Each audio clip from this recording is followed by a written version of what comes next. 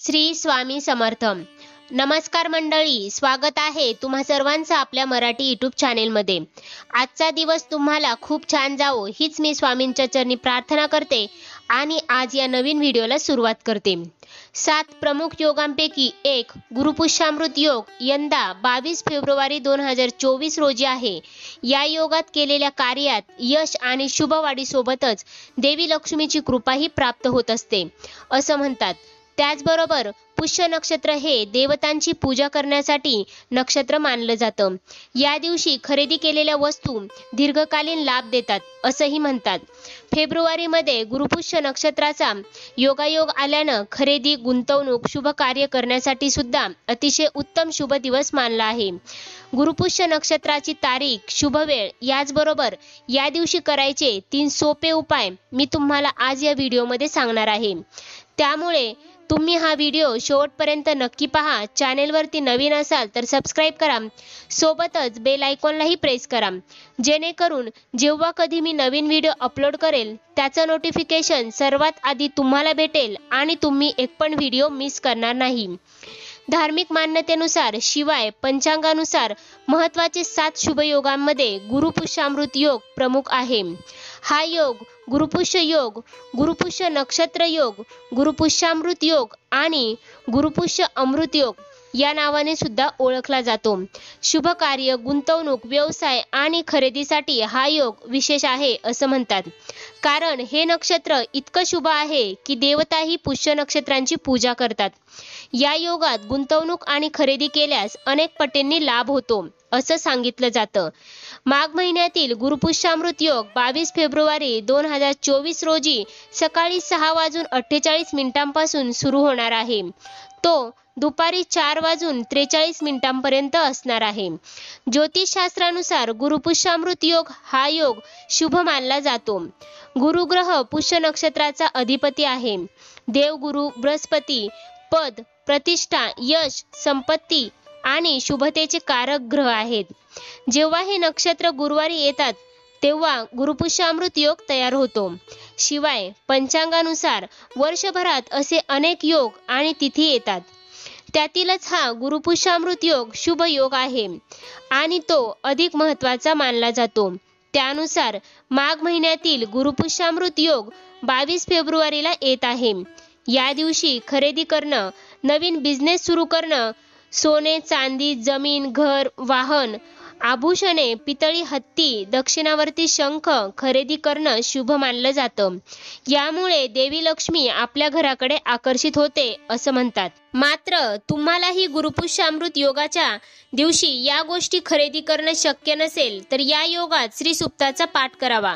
असं केल्याने माता लक्ष्मी लवकर प्रसन्न होते असं म्हणतात. गुरुपुष्यामृत योगात विवाह करू नये. पुष्य नक्षत्राला ब्रह्मांचा शाप मिळाला होता असं सांगितलं जातं. त्यामुळे या नक्षत्रात केलेला विवाह यशस्वी होत नाही अशी मान्यता आहे. शास्त्रानुसार या दिवशी चांदीचा चौरस खरेदी करून त्याची पूजा करावी.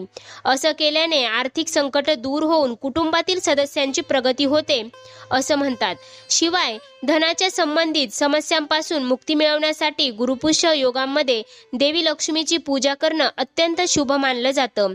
यावेळी लाल आसनावर बसून कनकधारा स्तोत्र आणि लक्ष्मी स्तोत्र यांचं पठण करावं असं सांगितलं जातं.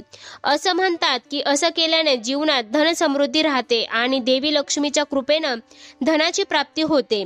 तसेच शत्रूंवर विजय मिळवण्यासाठी हा उपाय खूपच प्रभावी मानला जातो. त्याचबरोबर गुरुपुष्य अमृत योगात लाल गाईला गूळ खाऊ घालणं शुभ मानलं जातं. त्यामुळे आर्थिक संकट दूर होतात. शिवाय या दिवशी खरेदी केलेल्या वस्तू अक्षय असतात. म्हणून या दिवशी आवर्जून वस्तू खरेदी कराव्यात. कारण अक्षय म्हणजे याचा कधीही क्षय होत नाही असा. याचबरोबर गुरुपुष्य योगामध्ये पिंपळाच्या झाडाखाली पूजा केल्यानंतर भगवान श्रीहरी विष्णू आणि माता लक्ष्मीची पूजा करावी आणि भगवान श्रीहरी विष्णू सहस्त्रनाम आणि कनकधारा स्त्रोतांचं पठण करावं. असं केल्यानं आपली सर्व प्रलंबित कामं पूर्ण होतात आणि आपल्या अडचणी दूर होतात. शिवाय अडकलेला पैसाही मिळतो आणि कर्जापासून मुक्ती मिळण्यास मदत मिळते. पुष्य नक्षत्राला नक्षत्रांचा राजा म्हटलं जातं. अशातच ही तिथी गुरुवारी आल्याने त्यामुळे या दिवशी सोनं, चांदी चांदी, जमीन यासारख्या वस्तू खरेदी केल्यानं दीर्घकालीन यश आणि समृद्धी प्राप्त होण्यास मदत मिळते.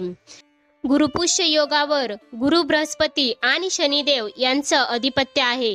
गुरु बृहस्पतीचा शुभ आशीर्वाद मिळवण्यासाठी या दिवशी पितळी भांडी, पिवळ्या रंगाचे कपडे, सोन्याचे दागिने इत्यादी वस्तू खरेदी केल्या जाऊ शकतात. पुष्य नक्षत्रात दीक्षा, यज्ञविधी, आध्यात्मिक ज्ञान मिळवणं, वेदांचं पठण करणं हेही उत्तम मानलं जातं.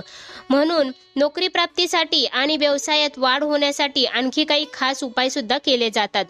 जसं की नोकरी प्राप्तीसाठी किंवा नोकरीत यश मिळवण्यासाठी या दिवशी देवी लक्ष्मीच्या पारद धातूच्या मूर्तीची पूजा करावी. शिवाय पारद लक्ष्मीसह एकाक्षी नारळाची पूजा केली जाते. एकाक्षी नारळाला देवी लक्ष्मीचं स्वरूप मानलं जातं. या नारळाची विधिवत पूजा करून तो नारळ धनाच्या ठिकाणी ठेवावा. यामुळे घरात किंवा व्यवसायात कधीच पैशाची कमतरता येत नाही. तसेच या दिवशी घराबाहेर मुख्य प्रवेशद्वाराजवळ स्वस्तिक काढावं आणि दक्षिणावर्ती शंखाची पूजा करावी. या शंखाने देवी लक्ष्मीचा आशीर्वाद प्राप्त होतो. या दिवशी देवी लक्ष्मीला प्रसन्न करण्यासाठी आणि धनासंबंधित समस्या सोडवण्यासाठी लक्ष्मीनारायणाची पूजा आवर्जून करावी. तर अशा प्रकारे गुरुपुष्यामृत योगामध्ये धनासंबंधी समस्या दूर करण्यासाठी हे उपाय नक्की केले जाऊ शकतात. या नक्षत्रात देवताही पूजा करतात. त्यामुळे या योगात सोने व इतर वस्तू खरेदी केल्यास अनेक पटींनी लाभ होतो असं सांगितलं जातं. तर तुम्ही सुद्धा गुरुपुष्यामृत नक्षत्र योगाची औचित्य साधून या प्रकारचे उपाय आणि खरेदी नक्कीच करू शकता आणि त्याचे लाभही अनुभवू शकता. हे अनुभव शेअर करायला मात्र विसरू नका. तुम्ही गुरुपुष्य नक्षत्रात कोणती खरेदी करणार आहात आम्हाला कमेंट करून नक्की सांगा. तसेच असेच माहितीपूर्ण व्हिडिओज पाहण्यासाठी आमच्या चॅनेलला नक्की सबस्क्राईब करा. पुन्हा भेटूया अशाच माहितीपूर्ण व्हिडिओसोबत. तोपर्यंत धन्यवाद.